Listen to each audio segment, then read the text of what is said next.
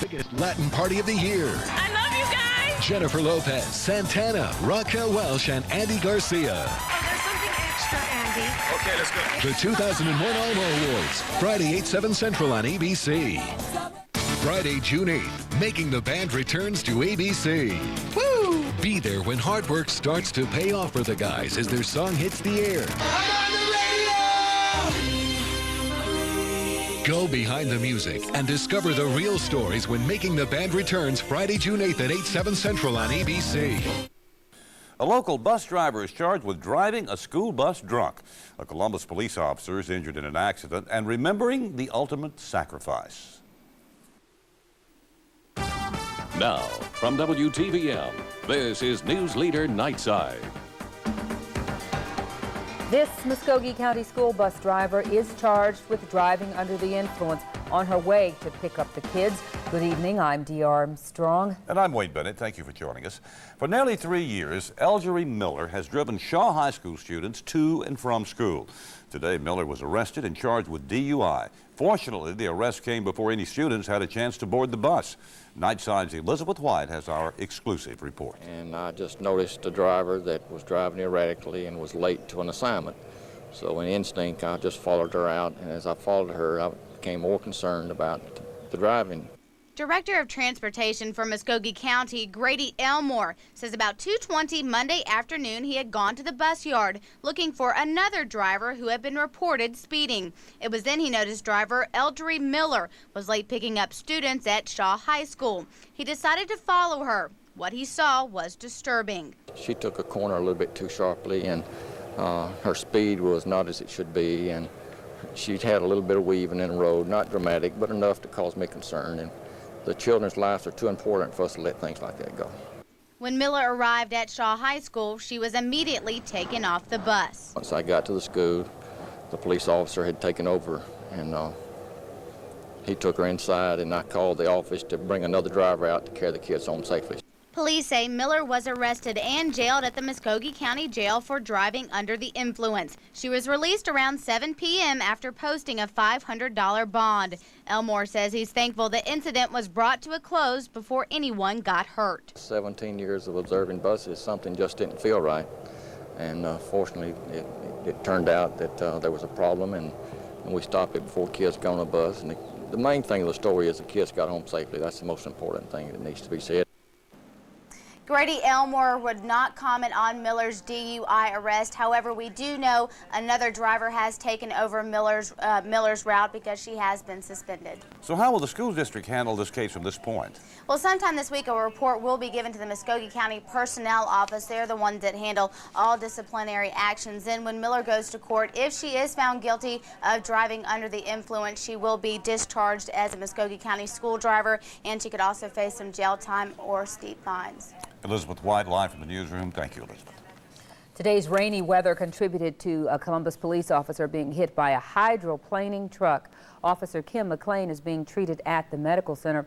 Now, it does not appear she was seriously hurt. However, doctors are still checking for internal injuries. This happened near the Manchester exit on Interstate 185 around 3:30 this afternoon. Officer McLean had pulled over to check out a fender bender. When she got out of her car, a green Ford pickup skidded and struck her. No charges have been filed. On Victory Drive, meanwhile, a tractor-trailer turned over on top of a car. Police say the semi was making a wide turn on Victory Drive when its load shifted. This accident happened near the Riverdale Cemetery. The truck driver and the two people in the car were taken to the medical center, but their injuries did not appear to be serious. Patrol officers were out in force today keeping tabs on the holiday traffic. They were on the lookout for speeders, drunk drivers, and seatbelt violators. The news leader's Alicia Smith has that story.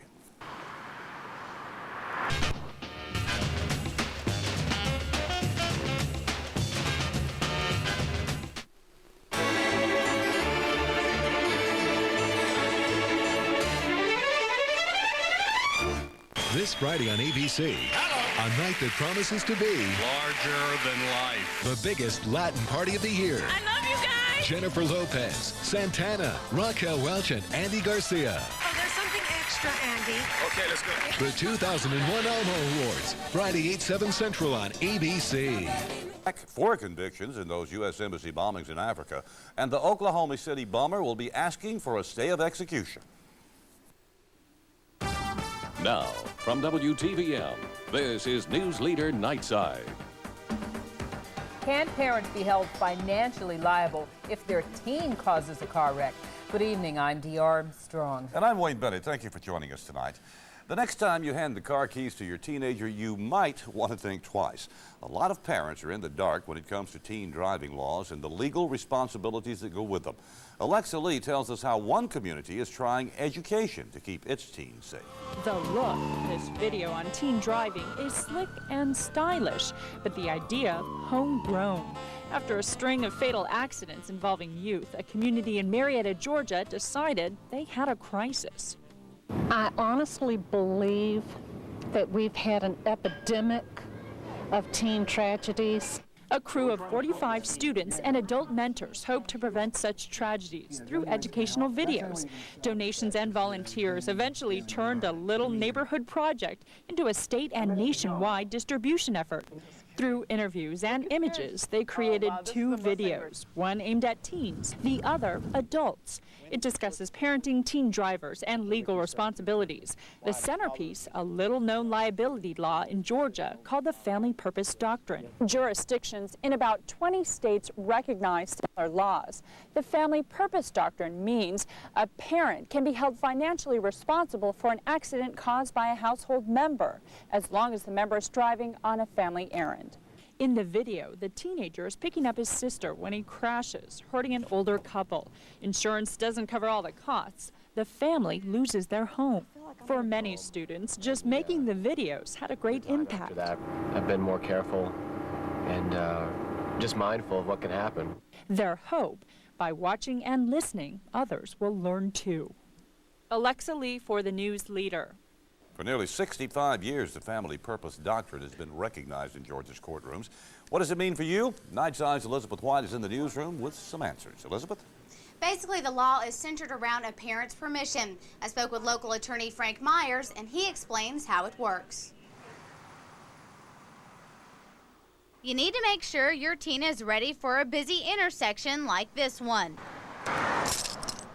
Because after you hand over the keys, you become responsible. If you provide a vehicle for an underage person, a minor, who is a member of your household, you give them permission to use the vehicle, and they use the vehicle in a negligent manner, you can be held responsible. The Family Purpose Doctrine is a civil remedy or a way to recover damages for people who've been injured or have had property damaged in a car accident. However, the doctrine can't always be used in court.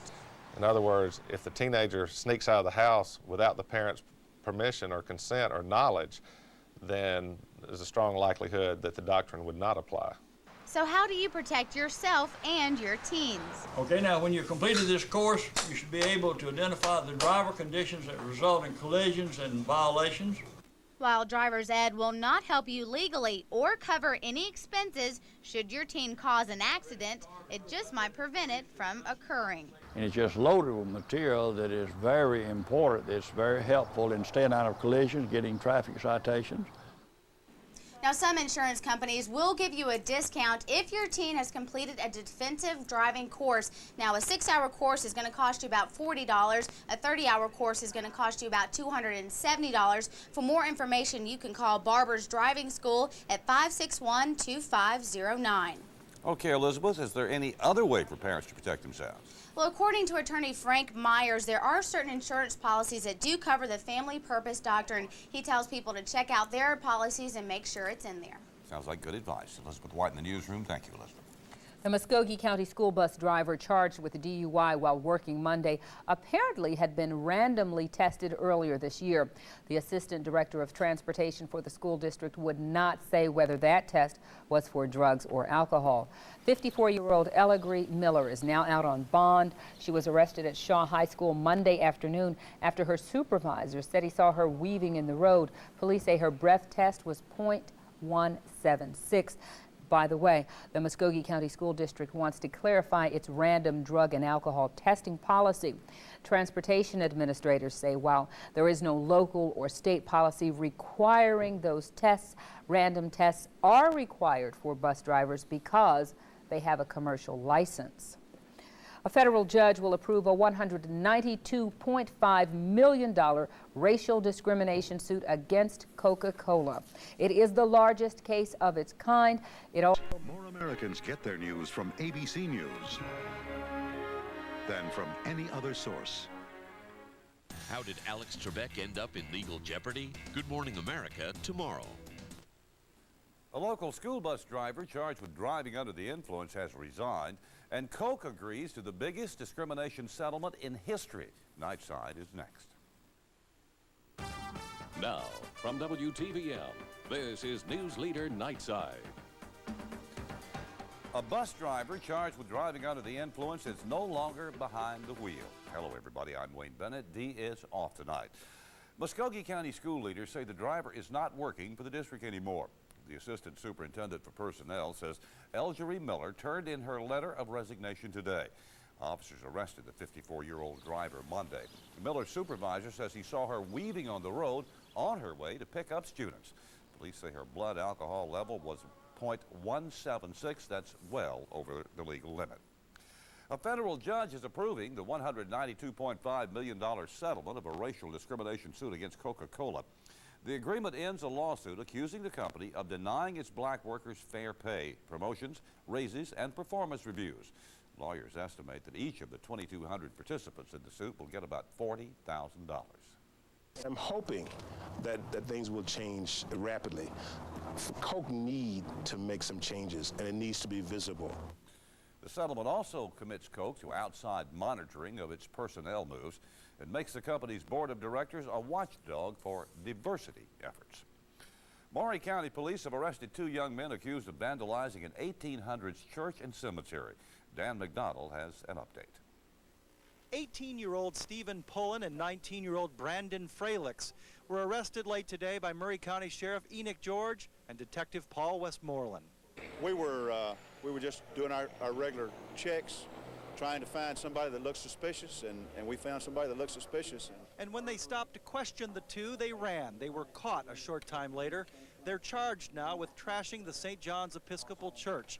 It's 160 years old and was founded by members of James K. Polk's family. Windows were broken, religious statues destroyed, more than 50 headstones were turned over. There's a lot of older people that have expressed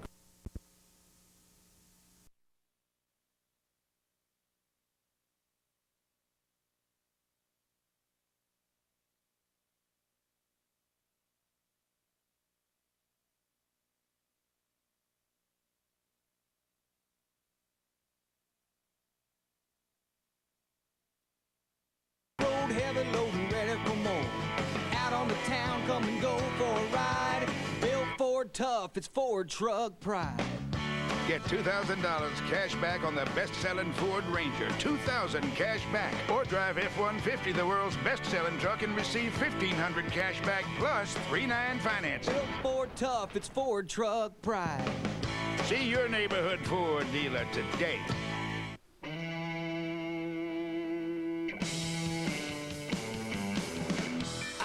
Street violence, and I want you to know, gotta have a little taste anytime they're close. When I'm feeling down, flying love with the blues, those street violence will pull me through. Yes, they will.